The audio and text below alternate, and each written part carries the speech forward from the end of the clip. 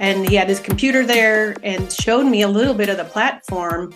And I really loved how easy it was, all in one place. So set up a time to talk with him about the platform so he could go through it in more detail and show me, which was great. And then I started trying it out and using it. And I loved it because I can put my books in one time, go through, schedule my promotions, and then not have to worry about it. And then when I want to do it again, I do not have to upload my books again. Yes, I know. As you know, as a wide self-published author, I am uploading my books constantly. So if I can cut down on that a little bit, it's awesome. And so I really love the platform. And I asked him if he was doing more conferences, and he says, well, he'd like to, but he's only one person. Like, he has a team of people, but he was the only one going to conferences. So basically, I sent a proposal to him and said, look, you need help. I love what you're doing. How can I get on board? Welcome to the Stark Reflections on Writing and Publishing podcast. There has never been a better time for writers. More information, options, and opportunities are available to you, but navigating these requires insight. Join Mark Leslie Lefebvre as he draws upon more than a quarter century of experience as a writer, a bookseller, and a trusted book industry consultant to explore and reflect on the writing and publishing landscape to help you make informed choices on your writer journey.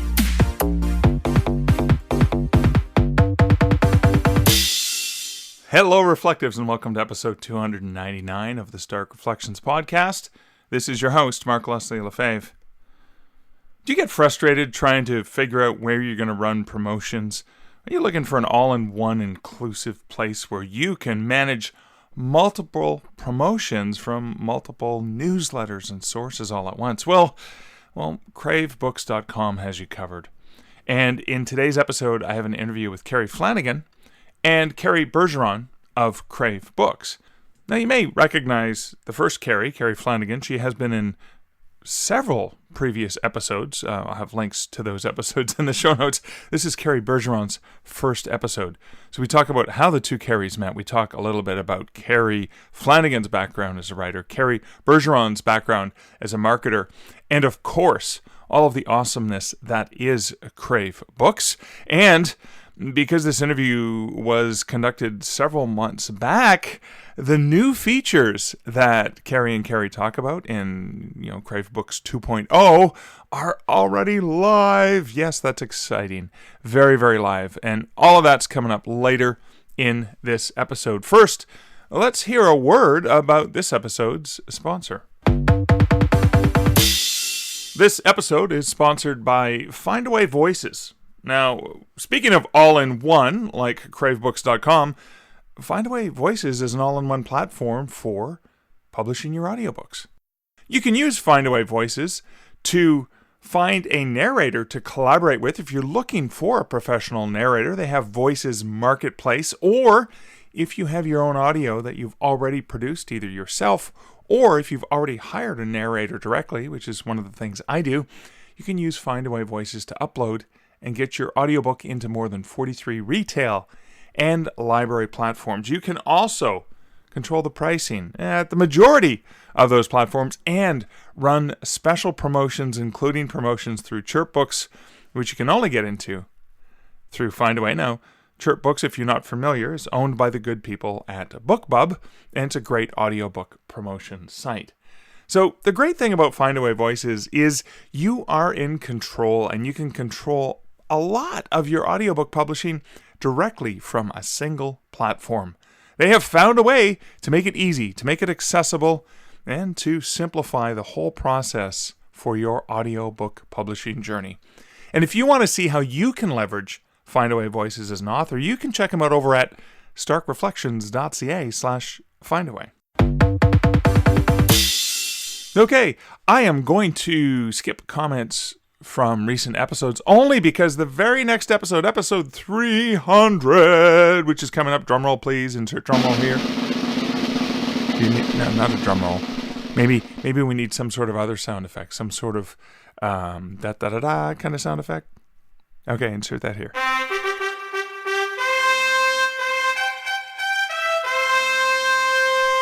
Yeah, all right, yeah. Episode 300 is coming up, and episode 300 is going to feature your comments, your reflections, and thank you to everyone who has sent in their reflections. It's going to be a fun, reflective episode. I mean, they're all fun, reflective episodes, if I do say so myself, but I'm so excited that I get to share your reflections in special episode 300 coming up next week, but I'm going to forego those comments. In terms of personal update, I'm also going to kind of skip through personal updates because sort of the next 2 episodes is going to be a lot of personal Mark stuff. So I guess the only thing I'm going to say is I'm gearing up to do some traveling.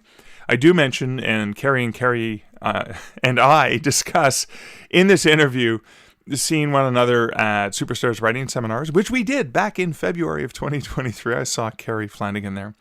And I'm going to see either of the Kerries, maybe both of the Kerries, at Pikes Peak Writers Conference in Colorado Springs at the end of April as I travel once more to the lovely small city of Colorado Springs and Pikes Peak Writers Conference, which we talk about very briefly, is where I met Kerrie Flanagan for the first time. Saw her on stage, was impressed by her presentation, and we connected and have been friends ever since. Probably, and I've learned a lot from her, which is probably why she's been on the podcast multiple times over the years, wearing the different hats, etc. So that is just a little bit about personal stuff, but I'm going to forego the rest of the personal stuff so I can get right into this interview with Kerrie and Cary and then get to my post-interview reflection, as we say in French, right?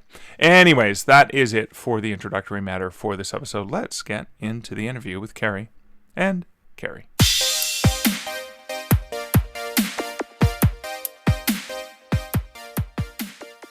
Kerrie F., Kerrie B., welcome to the Stark Reflections podcast. Well, thank you for having us. Thank you. Yeah, it's awesome being here. So I could say Kerrie and Cary, Kerrie with a K, Kerrie with a C, but no one's going to know that. So Kerrie F. is Kerrie Flanagan, and Kerrie B. is Kerrie Bergeron. Am I getting that proud? Did I put the right French roll into there? You did. Yeah, it was good. I appreciate that. All right, excellent. I had to, as a Lefebvre, I should be able to do that. So I'm going to start with Kerrie Flanagan, ladies first. Kerrie may be a familiar name to longtime listeners of the podcast. This is maybe the half dozenth time you've been on the podcast, I think. Yes, it is, at least. That's you. You are my Justin Timberlake special guest on SNL. But so just for a background, so Kerrie F., what is your background in writing and publishing?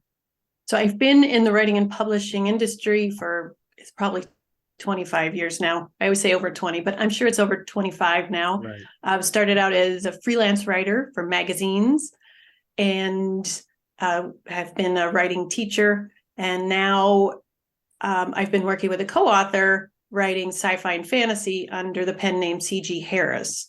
And over the 20 years, I have published 20 books, one traditional book, and then I did some on my own, and then 11 with my co-author, Chuck Harrelson. And then I also work with writers and consulting, and now I do author relations for CraveBooks. A woman of many, many hats. Yes. There will be links, of course, to your many appearances, including, I think, one of the appearances was with your co-author and your audiobook narrator in the teamwork that you guys had worked on. Yeah, for the 9, way back when. That first book in the series. Okay, so Kerrie B. from CraveBooks, you also have a background in writing, but more as a supporting and propping up other authors, right? Yeah, that's correct. So I had a lot of background in digital marketing over the years. Started an agency. We still run that, actually. My family now runs that since we started CraveBooks as started as a side project and really grew into something bigger so we could help authors sell their books. We've kind of ghostwritten over 120 books. And when we did that, we found there was a pain on promoting a book or marketing it in different locations across the internet. You had to put your info in here and put it in here. And no one ever really saved it on their platforms, and you had to kind of always re-enter that stuff. So we built out a platform that we were using to promote our books, and then it was working so well, we just decided to actually create a product for indie authors with it. And so that's how kind of CraveBooks came along, and we launched it. We launched in October 2020. And then I stepped away from my digital marketing agency January 2022, and I've been doing it full time ever since. It's been going great, very well received. Authors love it. They say it's easy, great results, and we're expanding it kind of into a version 2 coming up soon next week, I think, actually, if everything goes right. Ooh, well, I'm eager to ask about version 2. But so for anyone who's not familiar with CraveBooks, how would you describe it? So, well, what is it? It helps me with marketing. What does it help with? What does it do? How do I check it out? Where do I go? Yeah, so I mean, you go to cravebooks.com and you can create a free account. We have some membership accounts coming up. As an author, you can put in all your books, your metadata, and then you just very quickly are able to send it out to about 40 to 50 different channels. And depending on your genre, you can get it in front of, 2, 3, 400,000 eyeballs. A lot of daily deals, options, social media promotions, newsletter takeovers, custom pay-per-click campaigns. It's really a do-it-yourself platform for indie authors, all in one place to line up and run a promotion. Whatever way you want. So whether you want to run all your promotions on one day, you can. Whether you want to string them up and stack them over a week's time for a launch, we handle all the logistics in the back end, and you just kind of, once your book data is in there, really it's about 2 or 3 clicks, and you can run a promotion however you want across all kinds of sites and lists. Yeah. So is it like a broker for other promotional sites, or are all these sites like children of the CraveBooks family and brand? Sure. So it's about half and half right now. We own and operate probably 8 to 12 of the sites, or more, actually, I think. We've been kind of building some and then acquiring sites as well and putting them on a platform. And then we have our vendors who are just third-party vendors. They run their own independent sites, and you could go to their site and run the promotion, or you could go to our site and upload your book and put all your book info there, and we keep it in the database. So when you go back, it's just right there, readily available with all the other promotions you can run in one place. And so we got 8 or 10, 12 maybe different ebook promoters on the site as well. And we're expanding that. We're adding another romance option this week. We're in talks with probably one of the bigger guys in the space right now. I won't say anything until it's completed, but they're actually going to be on the platform coming up here in the next few weeks. And then, promotional sites like Fussy Librarian, Just Kindle Books, Lit Nuts, all those guys are on our platform already. So you can run promotions through our platform. It goes directly to their sites. We handle all the logistics on the back end. Yeah. So I really like that from the point of view of, you've got a book you're discounting 99 cents for a limited time, and using CraveBooks for promo stacking. Say, okay, I'm going to book this newsletter on Monday, and this other one on Tuesday, and this other one on Wednesday, and I can just sign into one account to do it all. It's almost like what a distributor does to get books. One put it in once and press a bunch of buttons. I love that idea. Yeah, pretty much. I'm taking some cues from Ingram. I'm reading their book here. We're kind of implementing some of their strategies. Yeah. And when you say Ingram, just a lot of indie authors think Ingram Spark. No, Ingram, the massive company of which Ingram Spark is one small component, right? Yeah. Like they are the world's largest wholesaler of English language book products. Yeah. They also own one of the largest tech wholesale companies in the world, right? Oh yeah, Ingram Micro. Yeah, they own Ingram Micro. They got a bunch. They actually do oil and barging, and you'd be surprised at what Ingram and Ingram Spark is into. Yeah, it's interesting, actually. Yeah, amazing. So Kerrie's been on the show before. Kerrie F has been on the show before in different guises and hats. I think, Kerrie, you and I are almost like siblings, twin siblings separated at birth, because we kind of operate in similar spaces with multiple hats. Yes. So you guys, you're now working together. I'm curious about your origin story. How did Kerrie and Cary meet? So I was presenting at the Northern Colorado Writers Conference, which, side note, is now the Writing Heights Writers Conference. Which, Well, that's if anybody's appropriate. looking for one, yes. So, so I was there, and Kerrie was a vendor. It was his first conference that he was at. The And very first, very first Very one. first one. Very first one. He was standing there by himself and had all his stuff. And he was I craving some conversation with CraveBooks. Yes. And he had been sending out emails to people who were participating in the conference. He was sending out emails ahead of time. So it just piqued my curiosity. It's like, all right, somebody's putting this much time and effort into reaching out. I need to stop by and say hello and find out what this is about. And so I did. And he had his computer there and showed me a little bit of the platform. And I really loved how easy it was, all in one place. So set up a time to talk with him about the platform so he could go through it in more detail and show me, which was great. And then I started trying it out and using it. And I loved it because I can put my books in one time, go through, schedule my promotions, and then not have to worry about it. And then when I want to do it again, I do not have to upload my books again. Yes, I know. As you know, as a wide self-published author, I am uploading my books constantly. So if I can cut down on that a little bit, it's awesome. And so I really love the platform.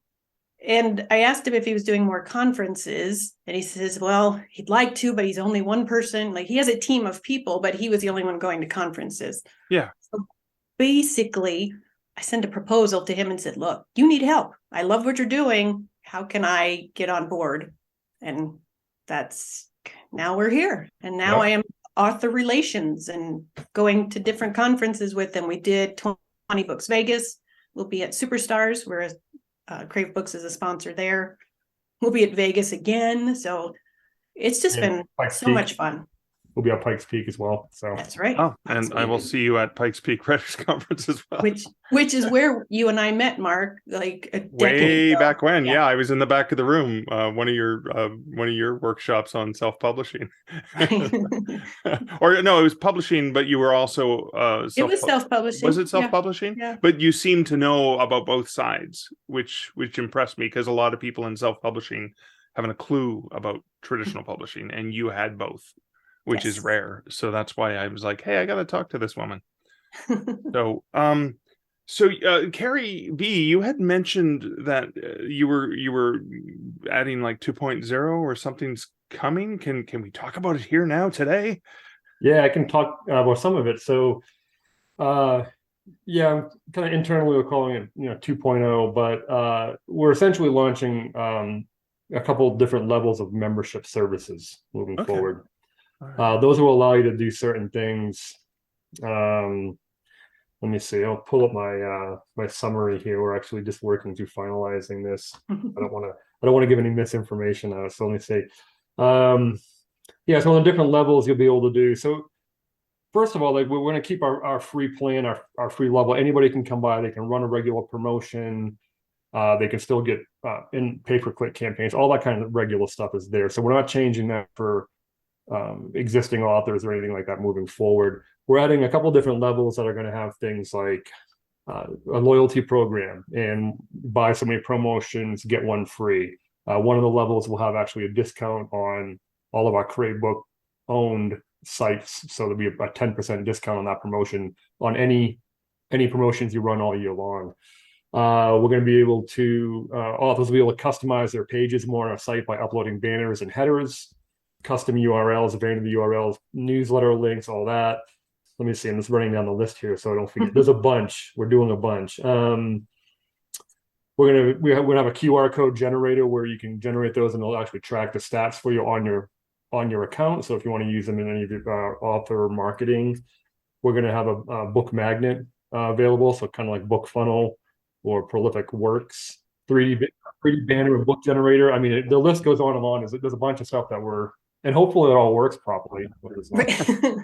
One thing I'm really excited about, and Mark, you will appreciate this, is at one level, the platinum level, being able to access stats from different promotions. Because you can actually see, you'll be able to see how many people maybe clicked it or saw it. And Okay, so that's very Yes. valuable, because you sometimes you pay for a promo and then you kind Right. of cross your fingers and hold your Right. breath. Exactly. And you don't know if the sales that day were a result of that promotion. Right. It's hard. You just have to guess. So I'm really excited about that. Well, Yeah. that measurability, I think, is important, right? Yes. Yeah. And so we're going to be pulling in stats from the newsletters, the impressions, click-throughs, all that, as well as like how many clicks are coming on your author profile page on the site, or a book on the site. If you have a book on the site and organic traffic's coming through that, you'll be able to see, hey, I'm getting clicks on my books and my author profile. And this, if you run an ad, say in one of our sidebar banners, on one of the sites, you'll be able to see the clicks on that. So we're going to be bringing all that over. I believe a good portion of it will be ready for launch. There's one or two elements that we're still working out, connecting to various things, but it'll all be there very quickly. Yeah. Well, the I guess the good news about my backlog with recording for episodes is it's very possible, but at the time this it gets into the feed, maybe that will be a thing, and I will include that in the post interview notes as I get updates from you over time. So it feels like you're kind of like a draft to digital for book promotions. Right? Yes. Where you somebody, very similar. Exactly. It's kind of like, and so it's not part of 2.0, but I can have an account now with a profile where I can go and put my books in. I think Kerrie F mentioned this. I put my book in, and if I've run a promo, I can just go back and it's there. Everything's there. It makes it that much easier for me, right? Absolutely. Correct. Yeah, you just pick which book you want to do and which one you want to promote, and then go through and pick the promotions, pick the dates for each one, and it's all on one screen. So you pick the dates, you know how much it's costing. There's some upgrades, like if you want to have it on a sidebar, and there's just so many different options. Wow. And what's also nice, which we didn't mention, is for budgets. There's all kinds of budgets. So you can do a promotion for $15. You can do some that are a couple hundred. So everything in between. So if somebody's just starting out and they don't have a lot of money each month for marketing, there's still a lot of great options, which I appreciate. Yeah, absolutely. I mean, I think promotions start at like $5 and go up. Oh yeah, for the social 500. ones. Yeah, for the social. Yeah, I mean, Oh, it's wow. a Okay. good range of options available for everybody. Yeah. And then speaking of options, there's options for genres. So whether you write romance, or you write thrillers, or you write mystery, or you write historical, or whatever, there's all kinds of different. Are they grouped where like, hey, I'm a horror author, these are the ones that are good for you, like that sort of thing? Yeah, so we do have them tagged if they're kind of genre specific. Okay. We have a lot of options that are all genre, but we do have genre specific, and we're building on those. Right now we have probably more romance than anything, but we have additionally sci-fi and fantasy. We have horror specific, and we're expanding those into other more specific genres only as we move forward. Yeah, there'll be some of those coming out starting in March. Yeah. And then I've also, when I came on board, part of my responsibilities was taking over the giveaways. So similar to book sweeps. So authors sign up, and then we promote it to readers. So we give away like an e-reader and then the books of the participating authors in exchange for emails.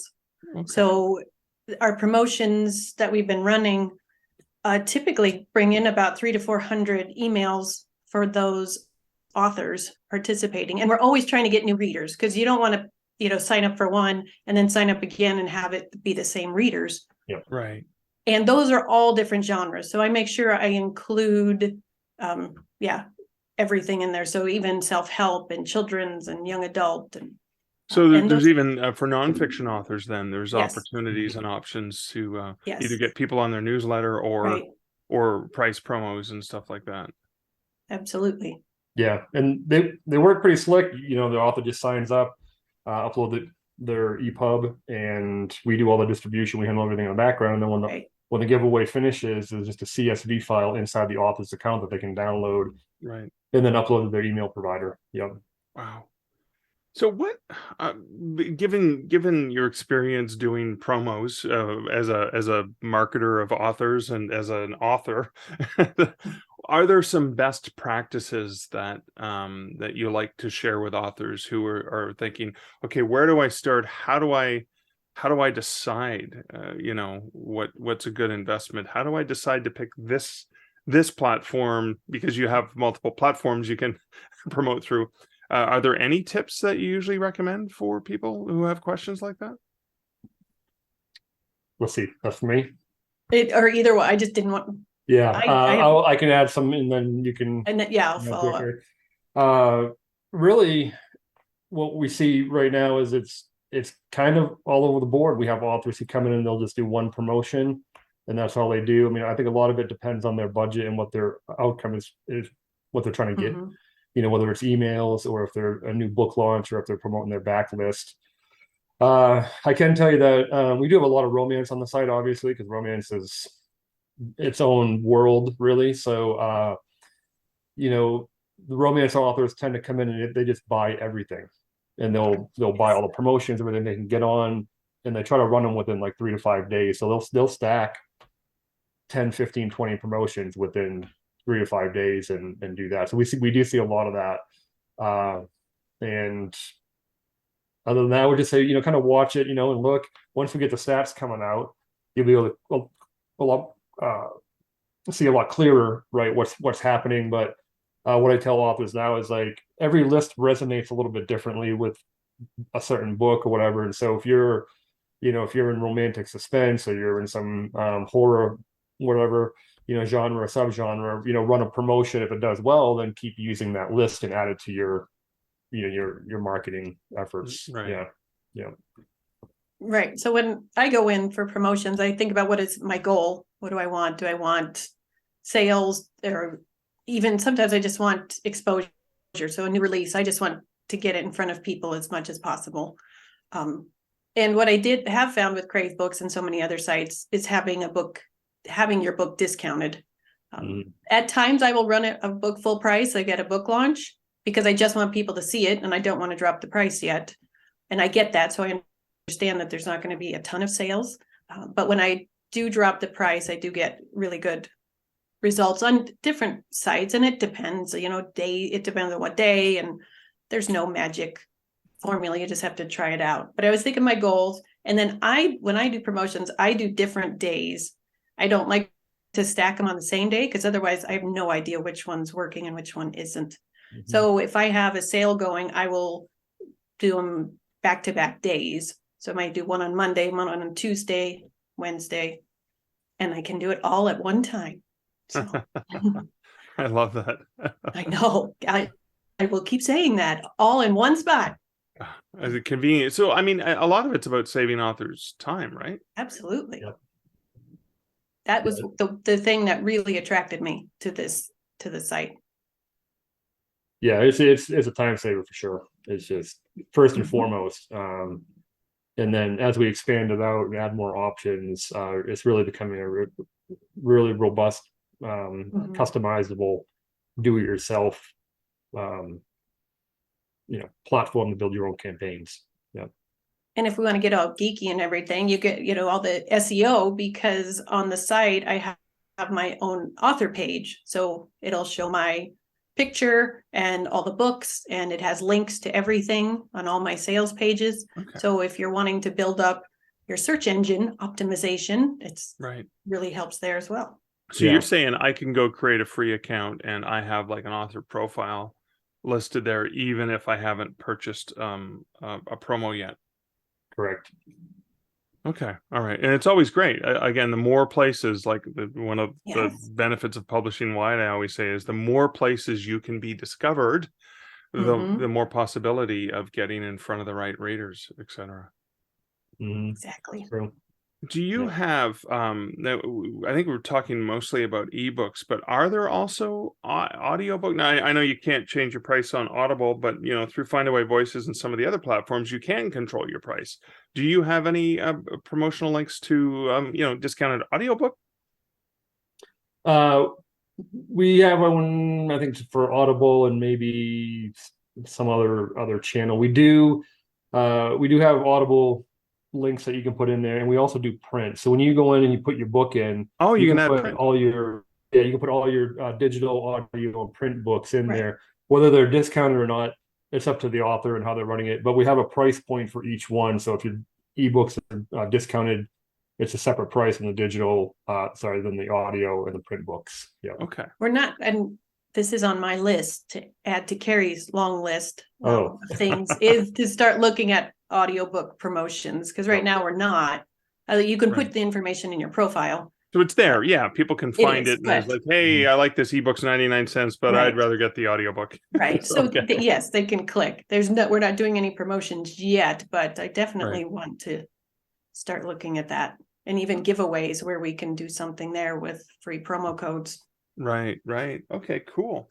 So I guess the sort of, as we're getting close to wrapping this up, if there are beginning writers or newer writers out there who are panicked and nervous about marketing in general, what's some of the let's talk them off the ledge. What are some of the things that you can say to help them feel a little bit more comfortable about this crazy and intense, I need to market? Like, what's some advice you would offer them when they're like, well, where do I start? How do I figure this out? Mm-hmm. Well, I would just say, start small. Make sure you like your Facebook, go and get that dialed in, and post to it once a week or something, and then maybe Twitter, or then get your website up and running. There's plenty of sites where you can do that for free. You can come to CraveBooks.com and put your author page up there, and it's almost like a website at this point in time. Okay. But just start out small and just start sooner rather than later.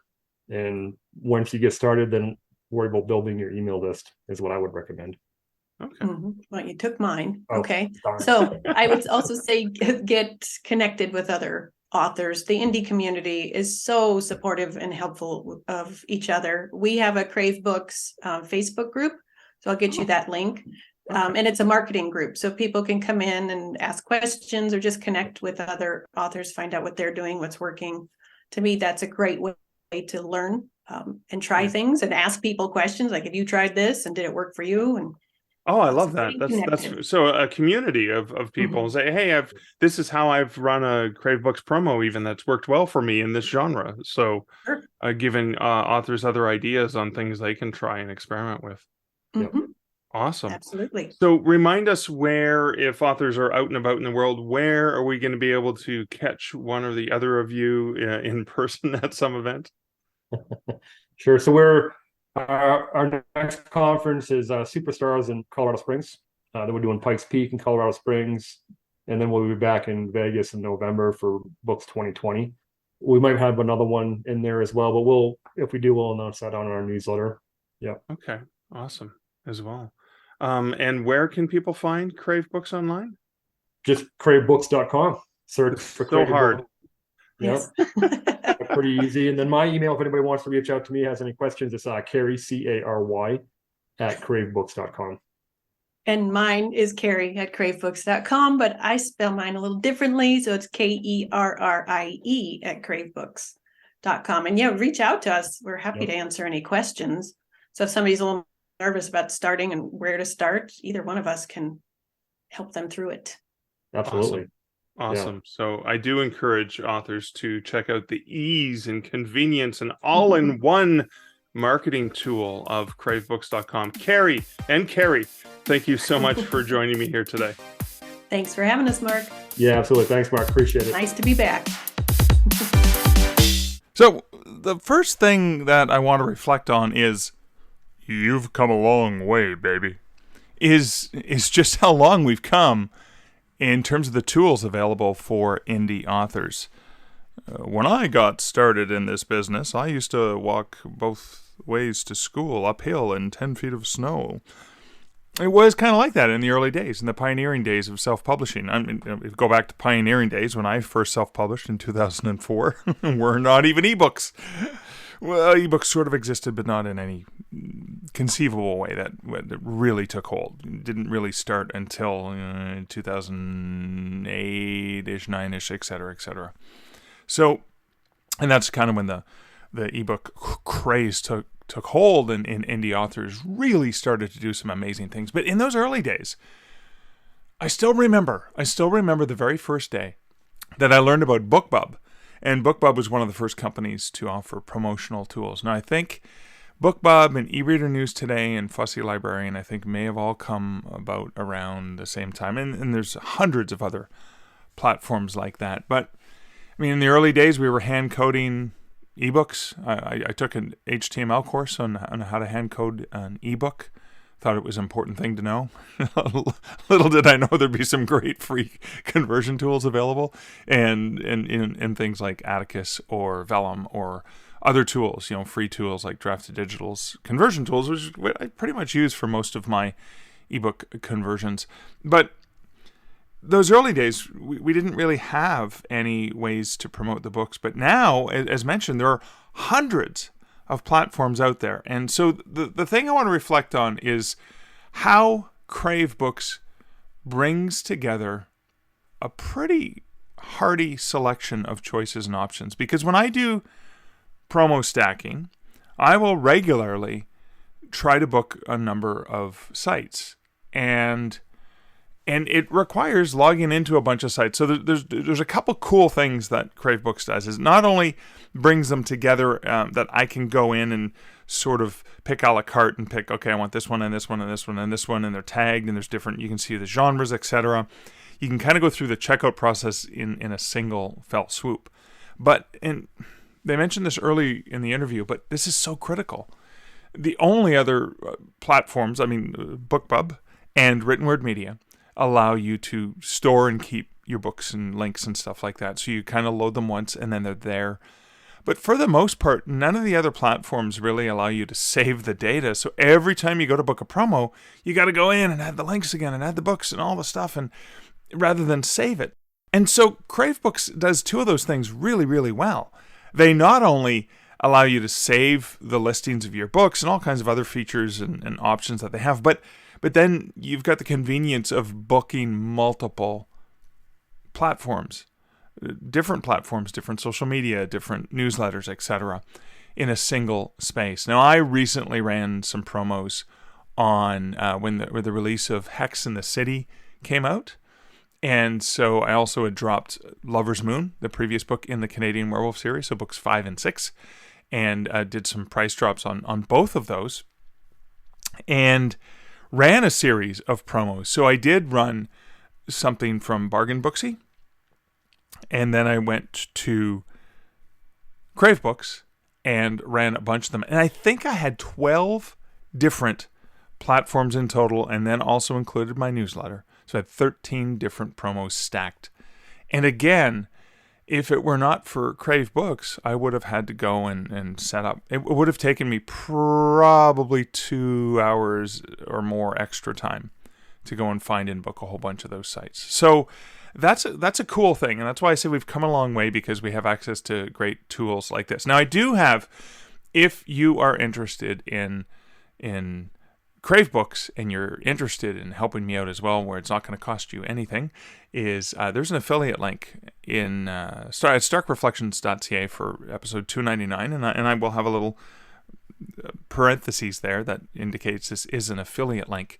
But if you sign up for CraveBooks, please go ahead and click my affiliate link. Now, I don't have a fancy URL for that because I'm not that sophisticated and I don't plan ahead that much. But there is a link there. But or if you don't use the affiliate link, go ahead and check out cravebooks.com and check out what you can do there. So that's really exciting. As mentioned prior to the interview, is the new features that they talked about are actually live already as I'm recording this in early April of 2023. So the second thing that I want to reflect on is Kerrie Flanagan.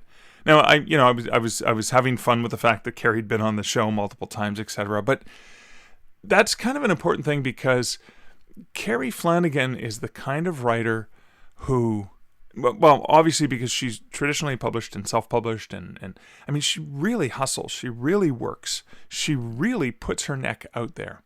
And I want to talk about the value of that. She shared the experience of seeing that Kerrie Bergeron was going to be at this conference, and thought, I'm going to go check this person out because they're sending out these messages. It's worth I'm going to check them out. Went and checked them out, was impressed, and then basically pitched the idea of, hey, this is a great company. I really love to help you. Here's my background, etc., etc. Kerrie Flanagan makes her own success. She doesn't wait for someone to do it. She makes her own success. And I often say this to writers is, a lot of writers who book promos with retailers and stuff like that, they sit back and they don't do this for Amazon. God knows why authors expect Kobo and Apple and Nook and Google to do all the work for you when you don't expect Amazon to do it. You pay them tons of money to run Amazon ads, and you send all your links mostly to people to Amazon. So it's not like Amazon's doing anything for you, but authors have this misperception that Amazon's doing the marketing for you. But no, the other retailers, they'll just do all the work. And those who help themselves get a lot further ahead.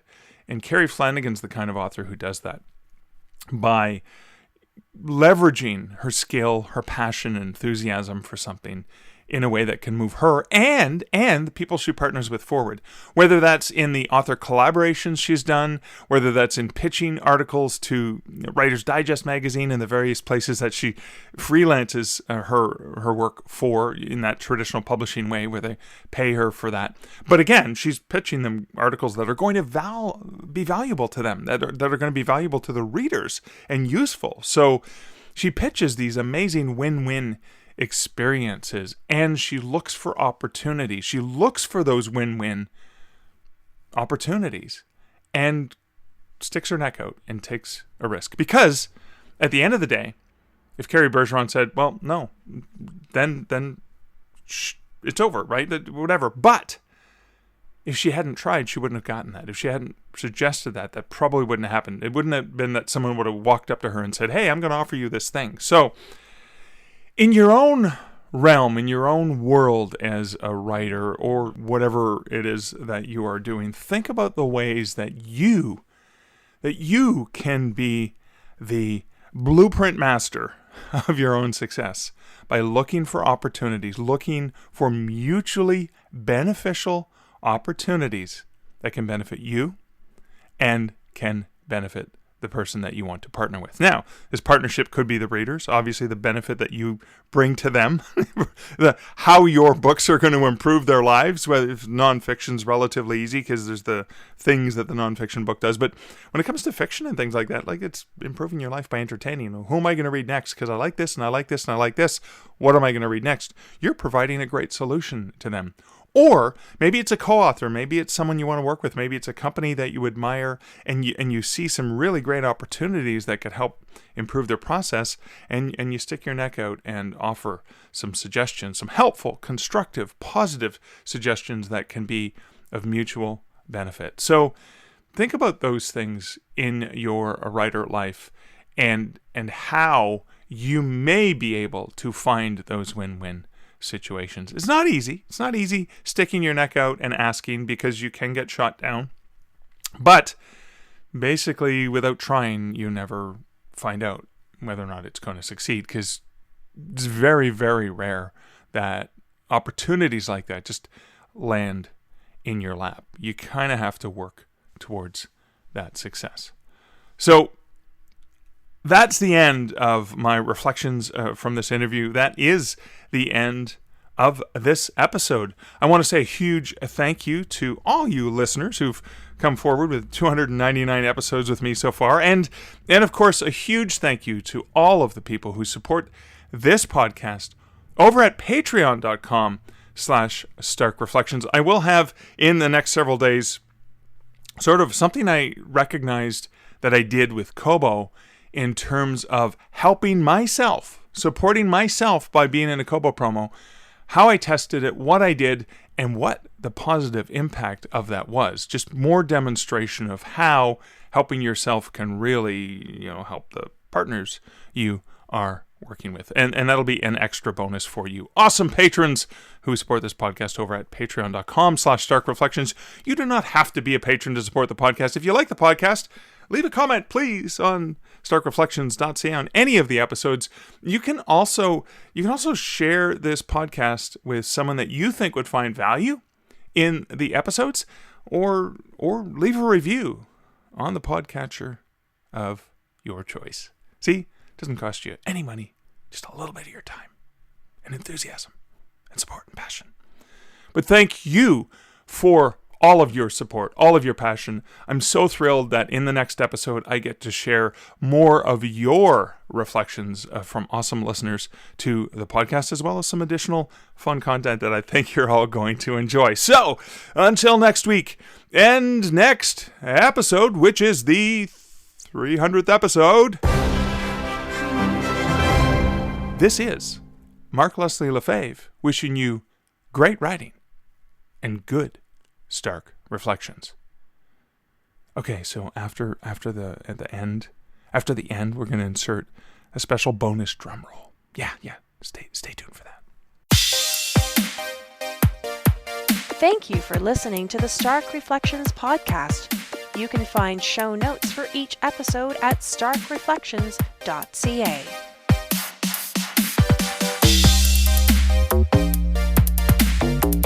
The music for this podcast, Laser Groove, was composed and produced by Kevin MacLeod. Check out more of Kevin's great music at incompetech.com.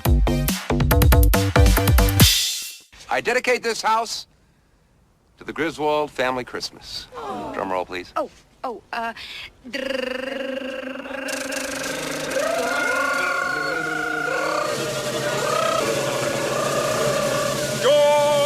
to the world. Beautiful, Clark.